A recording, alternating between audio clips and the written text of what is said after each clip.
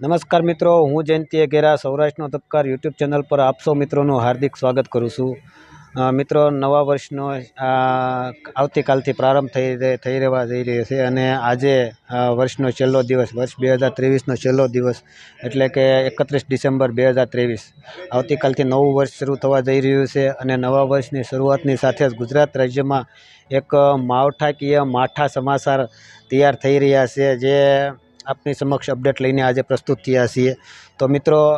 એ માળખાકીય અસર ગુજરાત રાજ્યના કયા વિસ્તારોમાં કેવી અને કઈ તારીખોમાં જોવા મળશે તેના વિશે થોડી ટૂંકમાં અને વ્યવસ્થિત રીતે ચર્ચા કરીએ। તે પહેલાં જે કોઈ મિત્રો આપણી ચેનલ પર નવા હોય તે ચેનલને લાઇક, શેર અને ચેનલને સબસ્ક્રાઈબ કરવાનું ભૂલશો નહીં, જેથી કરીને આપણા આવા કંઈક નવા વિડીયો આવતા હોય અને જે આપને માહિતી પૂરી પાડી શકે છે, તો ચેનલને સબસ્ક્રાઈબ જરૂરથી કરજો, જેથી તમે અમારી ચેનલ સાથે આ રીતે અપડેટ રહી શકો। તો મિત્રો, વાત કરીશું નવા વર્ષના પ્રથમ સપ્તાહના અંતમાં એટલે કે તારીખ 7, 8, 9 જાન્યુઆરી 2024ના આ દિવસો દરમિયાન એક માળખાકીય વાતાવરણ ગુજરાત રાજ્યમાં તૈયાર થવા જઈ રહ્યું છે, જેની અસર તળે ગુજરાત રાજ્યના વિવિધ વિસ્તારોમાં હળવા મધ્યમ વરસાદી વાતાવરણ જોવા મળી શકે છે અને ક્યાંક કોઈક વિસ્તારોમાં કરારૂપી પણ વરસાદ પડી શકે છે। તો આ કયા વિસ્તારો છે તેના વિશે વાત કરું તો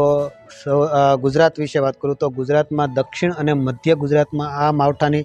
વધારે શક્યતાઓ રહેલી છે અને સાથોસાથ સૌરાષ્ટ્ર રિજનની વાત કરીએ તો સૌરાષ્ટ્રમાં દક્ષિણ, મધ્ય અને પૂર્વ સૌરાષ્ટ્રમાં આ માવઠાની પ્રવૃત્તિ વધારે જોવા મળશે અને ખાસ કરીને સૌરાષ્ટ્રના વિસ્તાર વાઇઝ વાત કરીએ તો અમરેલી, ભાવનગર, જૂનાગઢ અને રાજકોટના કોઈક વિસ્તારોમાં અથવા તો ઘણા વિસ્તારોમાં આ માવઠાની અસર જોવા મળશે।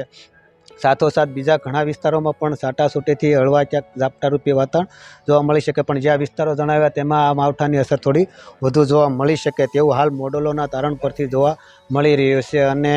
આશા રાખીએ કે આવું વાતાવરણ ન બને અથવા તો હળવું રહે, પણ હાલ મોડલોની પરિસ્થિતિ અનુસાર આ પ્રકારની વરસાદી વાતાવરણ જોવા મળી રહ્યું છે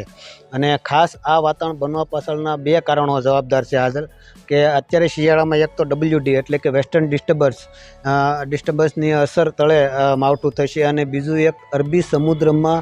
મિડ લેવલે એક ટ્રફરૂપી વાતાવરણ તૈયાર થઈ રહ્યું છે, જેની અસર તળે આ બંને સંયુક્ત વાતાવરણની અસર તળે ગુજરાત રાજ્યમાં અલગ અલગ વિસ્તારમાં માવઠાકીય વાતાવરણ જોવા મળશે। તો મિત્રો, જે કોઈ મિત્રોને આ બાબતેથી કોઈ નવા પ્રશ્નો નીકળતા હોય તેઓ અમને પ્રશ્નો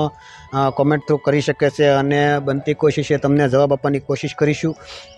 અને સાથોસાથ જે કોઈ પણ નવી બાબતે કદાચ મોડલમાં ફેરફાર થશે તો ફરી વખત આપની સમક્ષ હાજર થઈશું। હાલના મોડલોના તારણા અનુસાર